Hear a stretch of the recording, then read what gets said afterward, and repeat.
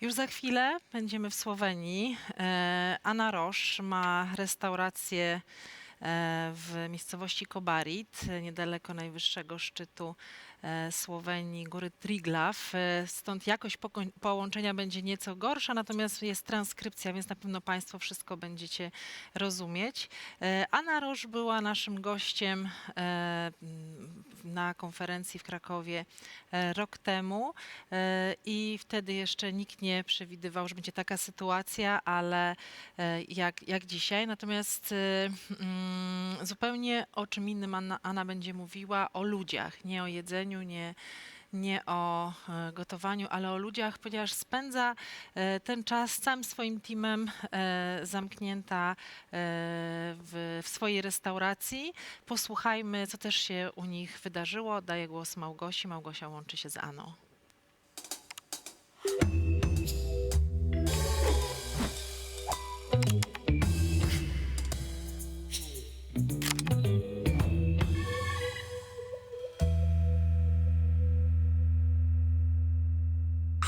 Have you been locked down or closed down? Franco is locked down starting with March 11th.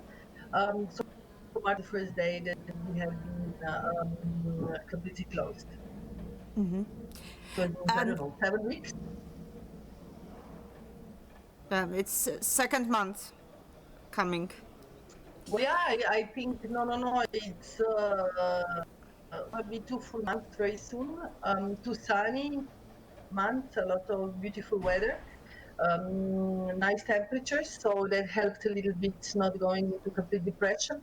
But for the rest, it's not so easy. As far as I know, you decided to stay all together with the whole team. Why you decided for that? Well, Slovenia went in a very, very quick lockdown. We honestly prior to decided like being on Italian border and on Italy, the situation was showing out as very brutal. And then especially there was a case of Italians actually in the quarantine. So instead of like moving around Italy, they started on the first days of quarantine massively passing the border to Slovenia. So to avoid the danger, like the decision for lockdown was really very fast. And it was actually efficient. So a lot of people who come from all around the world that live and work with us were not able to go home. Well, yeah, most of them live in Hiša Franko or in the house which is just next to it. Some of them hired houses in the village. So, most of and a bed, they are sharing a kitchen. So, especially because the situations in their countries were getting worse and worse, there were no more flights, there were no more trains, they actually couldn't go home. Therefore, we somehow remained in a group with very strict rules. We discussed a lot of time. So first of all, the rule number 1 was the group lockdown doesn't mean that you can do whatever you want. So I honestly became pretty paranoid about that because, my mother is, for instance, and my father also, they are over 70 years old. My mother is through breast cancer, so her immunity system is, of course, lower. So I made sure that my team understands that it's a responsibility also toward the people that are with us to behave and to know what we're doing. And I must say, even if this is about very young people, people have really respected it. So we somehow did group things, trying sometimes too enthusiastic, sometimes completely down. Of course, he has his own days of ashes. Of course, as the leader of the group, somehow to show my strongest part, which wasn't always the most easy. But then we understood that, we all are speaking the same language and it's not easy for anyone, so not me, not for them. And we did like little activities in between the group, like flag ping pong, or like in front of the laundry, which had a beautiful afternoon sun, create a kind of with like lounge music and a glass of wine. And after a week, we started doing a program.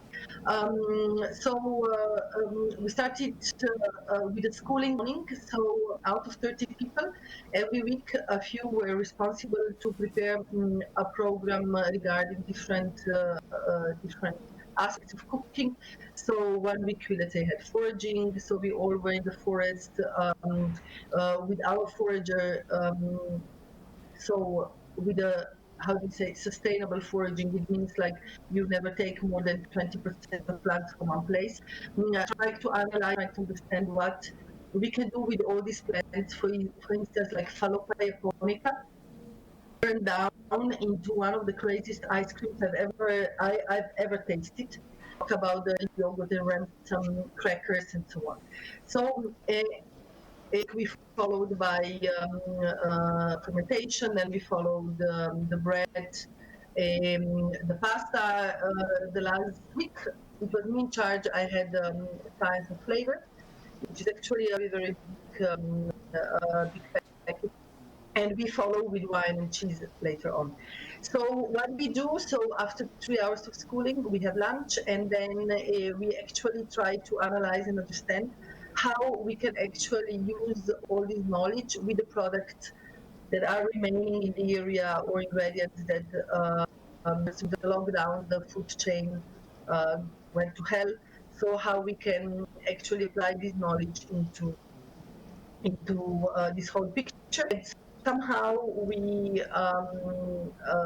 were really, really capable of, opening so many new doors. Yes, for our knowledge, also understanding like different applications on different products, as I don't know, fermenting magnolia flowers in a certain way, or making acar honey by exposing it to the sun, making extracts of some of them are waiting for our reopening, so we are going to apply them in the kitchen. Most of them are available online on our web shop. And I must say, it's an amazing way that people remain in contact somehow with Hiša Franko. And I'm really proud of that, because these days we are seriously discussing over launching this project into more industrial scale. We found a partner that they're gonna do a story together. So maybe one day it's really possible that you get the best of Socha Valley through the hands or nation of Ana, even in Poland or maybe in India or maybe in Australia. You never know. So it's a kind of solution. Of course, in this moment, it keeps our brain active, so we don't risk going into, moral depressions more than anything else. But it's ability for the future as well. You touched the issue of small producers and Hiša Franko. For every of the visits I have paid to your place and all the stories and discussions we had, for me it's a place that celebrates small producers. You have amazing network of small manufacturers, farmers, hunters, foragers. And for me, this is this part of food chain that it's also strongly affected because of what's happening right now. And I know that you came up with the idea of some projects, how to involve their products into everyday life of the people, even now. Yeah, so, Minta, it's, when we started 15 years ago, we somehow needs to build up a food chain that included small producers, farmers, because we had no one else to work with. And, more than that, it was actually a big war, and it was very difficult because those producers, let's say, didn't have papers, were not organized to collaborate with the restaurant. They mostly were having the products for themselves. So what happened next is that one by one we convinced them, to supply us, and in time, those people actually organize themselves into, make veterinary controls by paying taxes and so on. So, for instance, the village of Drežnica, with Ankaran mountain, they organize themselves in a communal butchery to provide us with lambs, goats, kids, and rabbits with papers, which is something that I find really a big step forward. And this is how everybody slowly started becoming part of this chain that was somehow institutionalizing our relationship, but also making sure they share products with others, sell them to the shops finally. So I really, I didn't even understand the size of it until I went to Switzerland to Andreas Caminada this summer, where I was a part of a symposium. And Andreas Caminada really was trying to organize a few chefs, a few opinion makers, regarding this issue. And because, can you imagine, he's living in a place in Canton which is 70% sustainable, which is crazy, thinking that Slovenia officially is not even 10% sustainable. But then from what I heard and from what I learned, I actually found kind of a program, and I presented it to the Ministry of Agriculture, which would somehow help institutionalize the complete chain, food chain, from the first producer to the last consumer, to the local supermarket, and of course not only to the restaurant, but to every single family. And the Ministry of Agriculture fell really in love with that. And but then I started traveling, then Corona started, and now we started actually.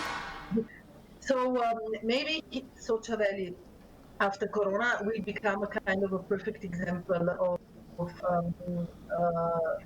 how one valley can become not only sustainable but can be an example, because after Corona, you know what's going to happen. We will face hunger in the world, which is coming very quickly, like in 15 years. And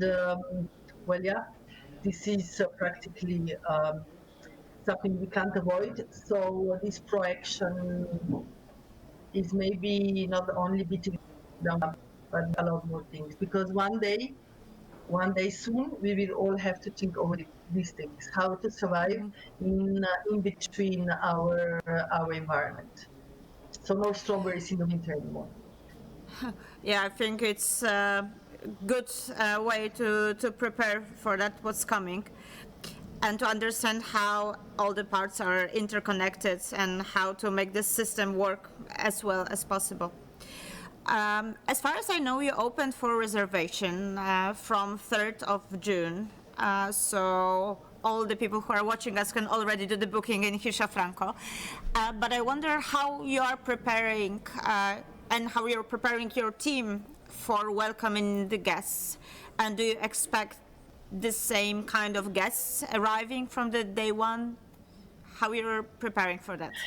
So I honestly followed a little bit the example of Mauro Colagreco in Mirazur. We had a small conversation and he explained me why he opened the reservations with June 1st. And I said, well, if Mirazur can do it, we can do it as well, especially because he's handling virus situations super well. In the Kobarid municipality, we are still virus free. We didn't have one single case.